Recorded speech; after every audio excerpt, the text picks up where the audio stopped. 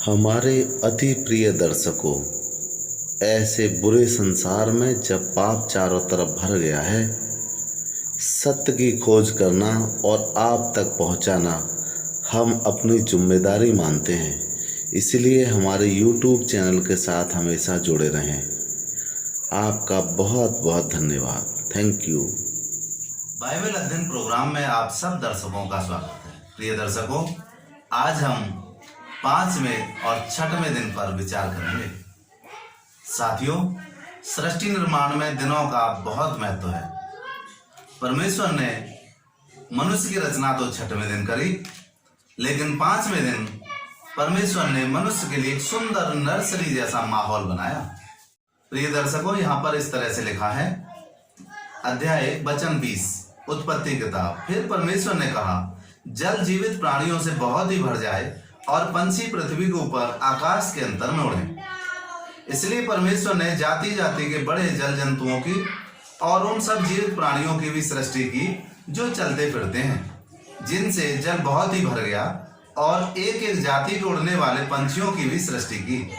और परमेश्वर ने देखा कि अच्छा है। और परमेश्वर ने यह कह के उनको आशीष दी, फूलों फलों और समुद्र के जल में भर जाओ और पंछी पृथ्वी पर बढ़े। तथा सांझ हुई, फिर भोर हुआ। इस प्रकार 5वां दिन हो गया। प्रिय दर्शकों, 5वें दिन परमेश्वर ने इन सारी चीजों की रचना एक सिस्टमैटिक ढंग से करी। जल के जंतु, आसमान के पंछी। इस सृष्टि में हर एक चीज महत्वपूर्ण है। इससे पहले कि हम भेद भरी बातों को समझें, आइए परमेश्वर से प्रार्थना करें। महान परमेश्वर, हमारे दर्शकों को यह सौभाग्य दीजिए प्रभु कि आपकी सच्चाई को अपने कानों से सुनकर अपने जीवन में ग्रहण कर सकें। और प्रभु, हमें भी यह सौभाग्य दीजिए कि आपके सत्य वचन को प्रभु जी अपने दर्शकों तक पहुंचा सकें जो तूने हमें दिया है। हे मेरे पवित्र परमेश्वर, पवित्र आत्मा को खूब लें। यीशु मसीह के नाम से इस प्रार्थना को मांगते हैं, आमीन। प्रिय दर्शकों, परमेश्वर ने मनुष्य के लिए एक नर्सरी की तरह सारी चीजें रची। यूं तो मनुष्य की रचना 6वें दिन हुई, लेकिन आज हम 5वें दिन पर विचार कर रहे हैं।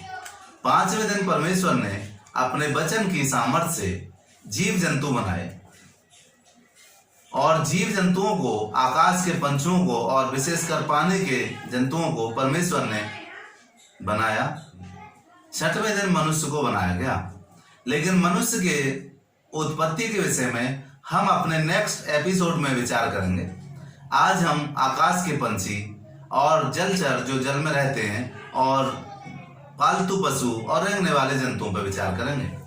जितने भी जीव जंतु, प्रिय दर्शकों, इस सृष्टि में पाए जाते हैं, छोटे बैक्टीरिया से लेकर बड़े हाथी तक, सब कुछ परमेश्वर ने अपनी योजना के अनुसार बनाए हैं। परमेश्वर की इच्छा है कि ये जीव जंतु सृष्टि में प्रयोग हों। और हम ये जानते हैं कि छोटा बैक्टीरिया से लेकर हाथी तक उसकी रचना में प्रयोग होता है, और ये सब कुछ मनुष्य के लिए है। परमेश्वर ने एक नर्सरी की तरह ये सब लगाया है, और हमने अपने प्रोग्राम का नाम भी इसको परमेश्वर की नर्सरी दिया है। प्रिय साथियों, इस परमेश्वर की नर्सरी में मुख्य जो है वो मनुष्य है, लेकिन मनुष्य की रचना परमेश्वर ने जब करी है तो उससे पहले सारी चीजें बना ली हैं मनुष्य के उपयोग के लिए। देखो, परमेश्वर को कैसा ख्याल था कि वो हमारे लिए पालतू पशुओं का निर्माण करें, हमारे लिए ऐसे जीव जंतु बनाए जो हमारे उपयोग में भी हैं, और कुछ तो हमारे उपयोग में नहीं है, फिर भी परमेश्वर की सृष्टि में उनका काम है। तो ये दर्शकों, मैं यहाँ पर आपको खास बात बताना चाहता हूँ। भेद भरी बात और खास बात यह है कि जितने जीव जंतु बने हैं वो परमेश्वर के वचन से बने हैं। परमेश्वर ने कहा और वैसा ही हो गया। लेकिन जब मनुष्य बना तो उसको परमेश्वर के हाथों से बनाने की जरूरत पड़ी। मनुष्य उसके वचन से नहीं बना है। इसीलिए मैं आपको एक नया तथ्य बताता हूं। जितने जीव जंतुओं में 2 चीजें पाई जाती हैं, क्योंकि वो परमेश्वर के स्वरूप और समानता में नहीं है। मनुष्य परमेश्वर के स्वरूप और समानता में है, इसीलिए मनुष्य को त्रिभागी प्राणी बनाया है। मनुष्य की रचना पर, इस विषय पर मैं विचार करूंगा।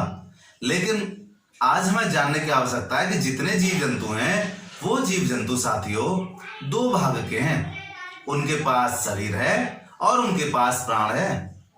शरीर और प्राण सिर्फ ये दो ही हैं। मनुष्य के पास एक फर्क चीज है, वो है परमेश्वर का जीवन अर्थात उसकी आत्मा।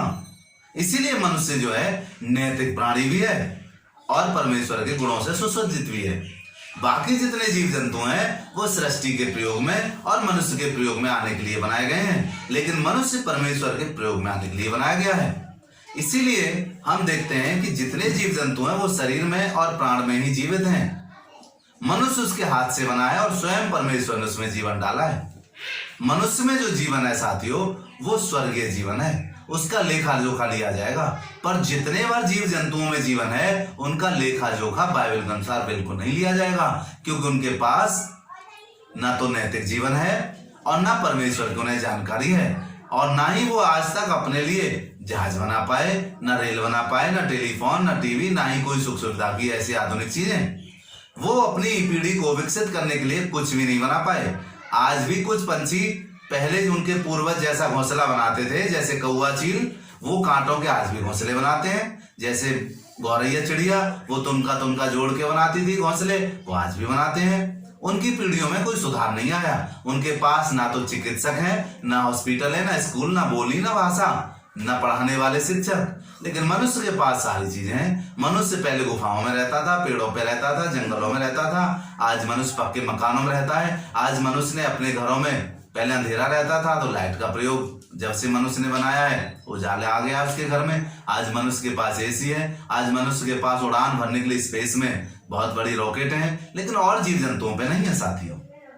मैं इसलिए बता रहा हूं क्योंकि मनुष्य खास है और जीव जंतुओं से। और जितने जीव जंतु हैं, कुछ मनुष्य के निजी प्रयोग के लिए, कुछ मनुष्य की सहायता करने के लिए, और कुछ सृष्टि को चलायमान रखने के लिए परमेश्वर ने बनाए हैं। इसीलिए हमें सब जीवों से प्यार तो करना है, लेकिन परमेश्वर की आत्मा सारे जीवों में नहीं है, ये बात ध्यान से जानना है।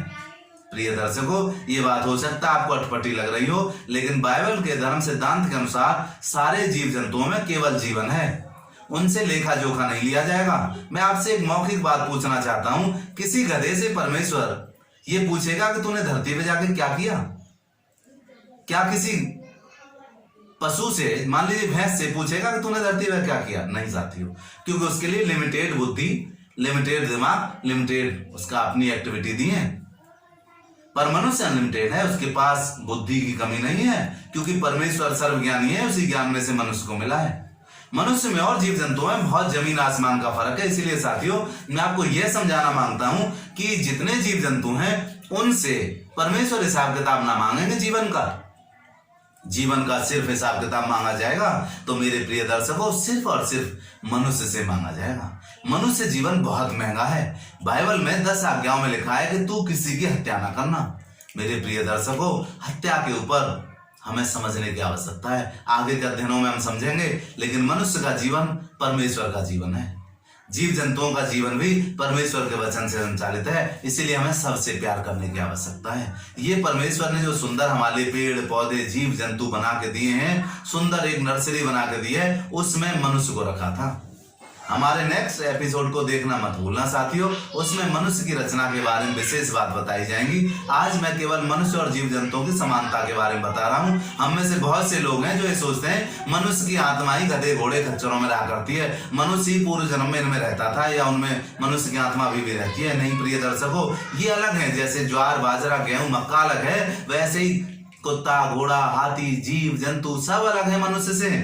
मनुष्य से उनका कोई मेल नहीं है।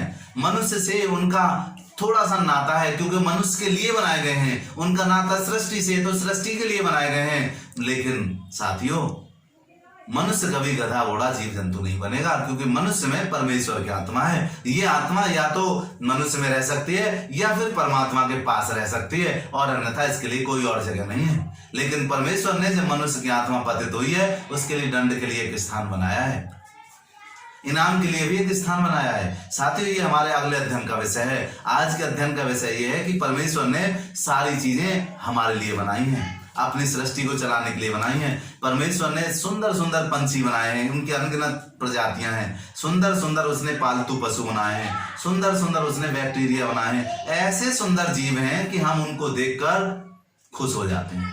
साथियों, सृष्टि में हर एक जीव के पास एक अपना जीवन है, लेकिन मनुष्य के जीवन में, उनके जीवन में बहुत जमीन और आसमान का फर्क है। मनुष्य परिवार में रहता है, वो परिवार में नहीं रहते, वो बच्चे देने तक साथ रहते, उसके बाद ना कोई किसी का बाप, ना कोई किसी की माँ, ना उनके नाते रिश्ते। परंतु मनुष्य नैतिक प्राणी है साथियों, वो बौद्धिक प्राणी भी नहीं है। उनको सूझबूझ के लिए थोड़ा सा दिमाग दिया गया, बड़ा हाथी है लेकिन दिमाग फिर भी थोड़ा है, चींटी छोटी है फिर भी थोड़ा दिमाग है। मेरे प्रिय साथियों, मनुष्य की बुद्धि अथाह है, क्योंकि अथाह परमेश्वर से मनुष्य में जीवन आता है। और जीव जंतुओं में परमेश्वर के वचन से सामर्थ्य आई और वो जिंदे हैं, लेकिन मनुष्य में जीवन साक्षात परमेश्वर का है। मनुष्य जो जिंदा है परमेश्वर की अमरता से जिंदा है, क्योंकि परमेश्वर अमर प्राणी है। उस अमरता को मनुष्य में डाला गया है, लेकिन उनमें ये अमरता नहीं डाली गई है। उनमें जीवित रहने के लिए उनमें प्राण डाले गए हैं। मनुष्य में 3 चीजें हैं जीवित रहने के लिए: प्राण, शरीर और आत्मा, परमेश्वर से कनेक्ट रहने के लिए। ये बातें अगले एपिसोड में बतानी थी मेरे प्रिय दर्शकों, लेकिन आपको बताई गई हैं ताकि आप कंफ्यूज ना हो जाएं।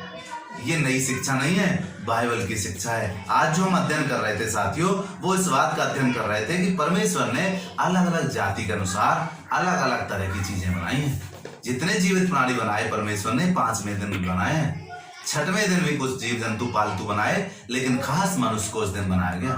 प्रिय दर्शकों, मनुष्य भी परमेश्वर की नर्सरी का एक हिस्सा है, लेकिन मनुष्य खास है। मनुष्य के लिए पूरी नर्सरी दी गई है। प्रिय दर्शकों, उस नर्सरी की देखभाल मनुष्य को करनी है। क्या आज हम जीव जंतुओं पर दया करते हैं? मेरे प्रिय दर्शकों, करने की आवश्यकता है। हमें जीव जंतुओं पर दया करने की आवश्यकता है। उनको देखकर प्रसन्न होने की आवश्यकता है। उनकी कलाकृति देखकर परमेश्वर की महिमा करने की आवश्यकता है। उनके अंदर की खूबियां देखकर उसकी स्तुति करने की आवश्यकता है प्रभु की। मेरे प्रिय दर्शकों, पूरी सृष्टि परमेश्वर की स्तुति से भरी है, इसीलिए एक एक चीज उसने ऐसी रची है जिसे देखकर हम परमेश्वर की महिमा कर सकें। प्रिय दर्शकों, हमारे कार्यक्रम का अब समय समाप्त हो गया है। अगले कार्यक्रम में फिर मुलाकात होगी। तब तक प्रभु आप सबको आशीष दे। नमस्कार।